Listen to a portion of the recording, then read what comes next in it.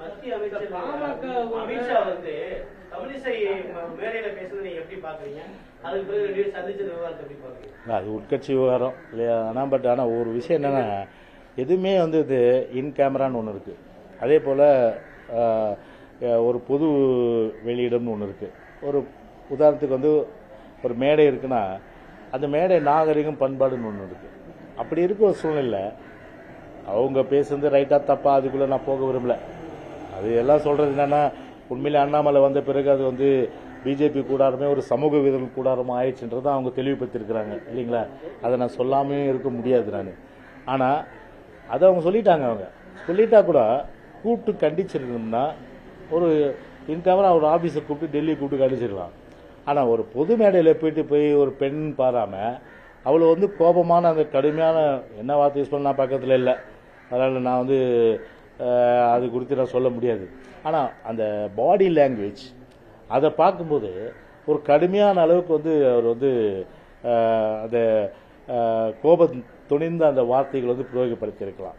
எனவே அது வந்து கண்டிப்பாக அவர் வந்து உள்துறை அமைச்சராக இருந்துட்டு ஒரு பெண்மணியை வந்து மேடையில் வச்சு அவமானப்படுத்தி வந்து அது வந்து அவர் செஞ்சிருக்கக்கூடாது. அது தப்பு. அது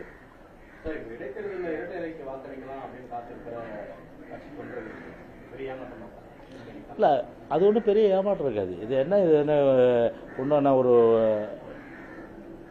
2026 எலெக்ஷனுக்கு எத்தனை மாதம் இருக்குது?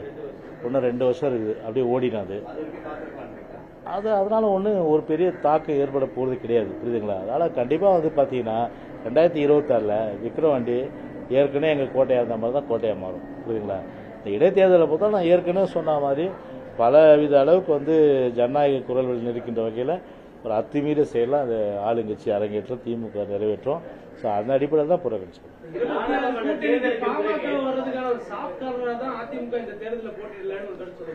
இல்லை, அது அவங்களா சொல்ற கருத்து.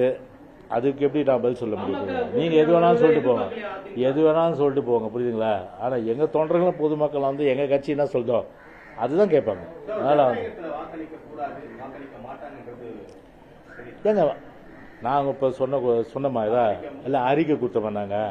நீங்க வந்து நீங்க வாக்களிக்க கூடாது நாங்க சொன்னோமா? நாங்க இல்ல, நீங்க தப்பா சொல்லக்கூடாது தம்பி. நான் அந்த மாதிரி வார்த்தை சொல்லியே. ஆனா அதான் புறக்கணிப்பு, அவ்வளவுதான். புறக்கணிப்பு. அப்ப ஏன் நோட்டா இருக்குதுப்பா? நோட்டா யார் இருக்குது? அதுதாங்க சொல்றேன். அவங்க நான் வந்து சட்டத்தில் இடம் இல்லை. என்னை கட்டாயப்படுத்தி வாக்களிக்கணுன்றது சட்டத்தில் இடமே கிடையாது. சட்டம் இருக்காது மாதிரி தம்பி, சட்டம் இல்லை. ஆனால் ஒரு கட்சி முடிவெடுக்குது இந்த மாதிரி வந்து புறக்கணிச்சுன்னு சொல்லிட்டு. இப்போ ஏன் இதில் நாட்டில் நடந்தது இல்லை? ஒரு கேண்டிடேட் வந்து அது ஒரே கட்சியில் சேர்ந்துட்டு வேற கட்சியில் சேர்ந்துட்டாரு. ஆனால் அவங்க வெளிப்படையாக சொன்னாங்க நோட்டா. நாங்கள் வந்து அது மாதிரி எதுவும் சொல்ல மக்களை இல்லை. நாங்கள் எதுவுமே அந்த மாதிரி அந்த மாதிரி சொல்ல. ஆனால் எங்கள் தொண்டர்களுக்கும் எங்களுக்கு வாக்களிக்கிற பொதுமக்களுக்கு தெரியும் கட்சி ஒரு முடிவெடுத்திருக்கு, அது பாய்காட் பண்ணிட்டு. ஸோ நாம புறக்கணிச்சிடுவோம். சரி, மீது அப்படி பார்த்தா தமிழ்நாட்டில் 100% அளவுக்கு போலாதா தம்பி? நீங்கள் போய் போல் பண்ணுவீங்க தம்பி எல்லாத்தையும் 100% அளவுக்கு. உங்களை தான் கேட்கறானே 100%. அப்போ நான் 50 இதுவே கிட்டத்தட்ட பார்த்தீங்கன்னா 58, 60, 65 இப்படி தானே ஆகுது.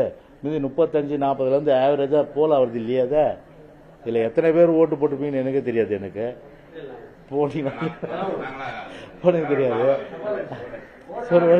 ஒரே நிமிஷம் நான் சொல்றேன், ஒரே நிமிஷம். அந்த மாதிரி மீது 45% வந்து பார்த்தீங்கன்னா வந்து அவங்கெல்லாம் வந்து பார்த்தீங்கன்னா நீங்கள் வந்து என்ன முடிவில் இருக்காங்க, ஓட்டு போடப்படல, புறக்கணிக்கிறாங்கன்னு அர்த்தம்.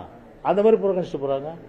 நாடாளுமன்ற தேர்தலுக்கு பிறகு முடிவுக்கு பிறகு அதிமுக காணாம போயிருக்கு அண்ணாமலை பேசியிருக்காரு. அவருக்கு இப்போ உங்களோட பதில்? சொன்னவங்க தான் காணாம போயிருக்காங்க. புரியுதுங்களா? அதாவது 1972 ஆரம்பிச்ச கட்சி இது. ஒரு மாபெரும் இயக்கம். எத்தனையோ சோதனைகள்லாம் தாங்கி திரு கருணாநிதி அன்னைக்கு பார்த்தீங்கன்னா ஒரு அசூர பலம். அந்த அசூர பலத்தில் கட்சி ஜெயிச்சிடக்கூடாதுன்றதுனால எல்லா தேர்தலையும் வந்து 1972 77 வரையில் அவ்வளோ தொந்தரவு கொடுத்தாரு தலைவருக்கு. கிட்டத்தட்ட பூலாவரி சுகுமாரன், வத்தலகுண்டு ஆறுமுகம், அதே போன்று மாணவர் உதயகுமார், இத்தனை பேர் ரத்தம் சிந்தி எவ்வளோ தொண்டர்கள்லாம் பார்த்தீங்கன்னா தொகுதியில் ரத்தம் சிந்தி வளர்த்த ஒரு மாபெரும் இயக்கம் அனைத்து இந்திய அண்ணா திராவிட முன்னேற்ற கழக இயக்கம். அப்படிப்பட்ட இயக்கம் 1000 கருணாநிதி வந்தாலும் அழிக்க முடியாத கருணாநிதி, கருணாநிதி இன்னைக்கு பார்த்தா 50 வருஷம் சொன்னார். யார் திரும்ப கருணாநிதி அன்னைக்கு 100 நாள் ஓடாதுன்னார். இது எம்ஜிஆர் தலைவர் படம் மாதிரி 100 நாள் ஓடி டப்பாவுக்குள்ள போயிடுனார். ஆனால் கிட்டத்தட்ட இன்னைக்கு என்ன 50 வருஷம் மேலே ஓடுது. இன்னைக்கு 100 வருஷம் ஆகும், இன்னும் 1000 வருஷம் கூட ஆகும்.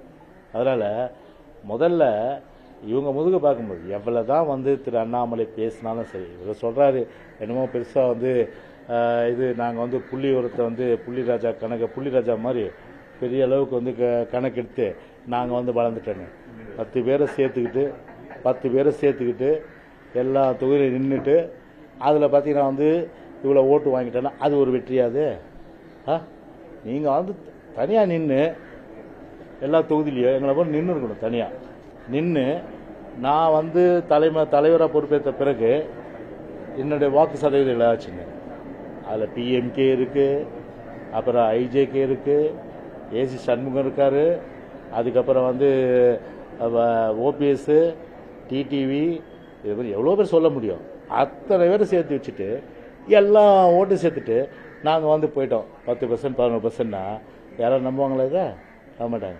மிஞ்சி போனால் சொல்கிறேண்ணே, நீங்கள் அப்படி இருந்தால் நீங்கள் பிஜேபி தனியாக நின்று இருக்கணும். ஆனால் அவங்களோட ஸ்ட்ரென்த்து காமிக்கணும், பிஜேபி ஸ்ட்ரென்த்தை காமிக்கணும்னா தனியாக நின்று நாங்கள் வந்து பார்த்து 3%லேருந்து இப்போ 10% வந்துட்டுன்னு சொல்லியிருந்தா அது சரியான வாதம். 10 பேர் ஓட்டையும் வாங்கிட்டு எல்லா தொகுதியிலும் மேக்ஸிமம் நீங்கள் நின்றுட்டு நாங்கள் வந்து ஒரு 11%, 10% வந்துட்டேன்னு சொன்னால் இதெல்லாம் கேட்டால் கேழ்வரகு நெய் வருதுன்னு இல்லையா? அந்த மாதிரி எல்லாம் இடிச்சவன்ல எல்லாமே மக்கள் பொறுத்தவரை எல்லாமே தெளிவாக இருக்காங்க. அதில் என்ன புள்ளி உரம் குத்தியாமல் இருந்தாலும் சரி, 2026 இருந்தாலும் சரி, அதுக்கு பிறகு 2031, அதுக்கப்புறம் 2031, அதுக்கப்புறம் 36, அதுக்கப்புறம் 42, இத்தனை தேர்தல் வந்தாலும் சரி பிஜேபியுடைய வாக்கு சதவீதம்ன்றது ஏறவே ஏறாது. தமிழ்நாட்டில் சரி பிஜேபிக்கு இடமே கிடையாது. அது அன்னைக்கு புதுசாக தெளிவுபடுத்திட்டாரு. நானே வீட்டில் தெளிவுபடுத்திருக்கேன். மடியில் கனம் இருந்தால் பயப்படணும், மடியில் கனம் இல்லாததுக்கு வழியில் பயம் கிடையாது.